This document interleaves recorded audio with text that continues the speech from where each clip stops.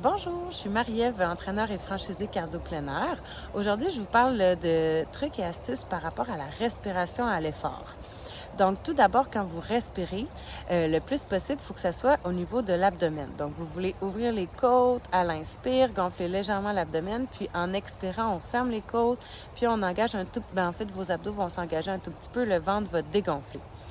On veut respirer le plus possible par le nez, mais souvent à un effort plus élevé, plus soutenu, on va essayer d'inspirer par le nez puis d'expirer le plus possible par la bouche pour s'assurer de bien souffler notre air, bien vider nos poumons, laisser la possibilité à de la nouvelle air d'entrer. En même temps, d'expirer un petit peu plus longtemps, ça va diminuer un peu, apaiser votre système nerveux, contrôler vos fréquences cardiaques, le rythme de votre respiration. Donc, on expire un petit peu plus longtemps que l'inspire.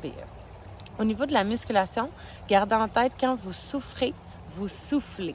Quand on souffre, on souffle. Donc, la partie la plus difficile du mouvement, qui est souvent la contraction du mouvement, c'est là que vous allez expirer. Donc, par exemple, vous êtes en push-up, quand vous descendez, puis que là, vous devez pousser pour vous remonter, c'est là que vous expirez, puis que vous allez engager vos abdos à la fois en même temps.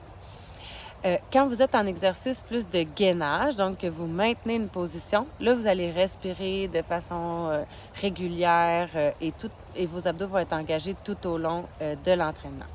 Pourquoi on veut expirer à l'effort quand il est plus grand? C'est parce que vous avez besoin de vos muscles abdominaux, donc on veut les contracter. Et c'est des muscles expiratoires, donc ils vont être plus efficaces à l'expiration, ainsi que votre plancher pelvien.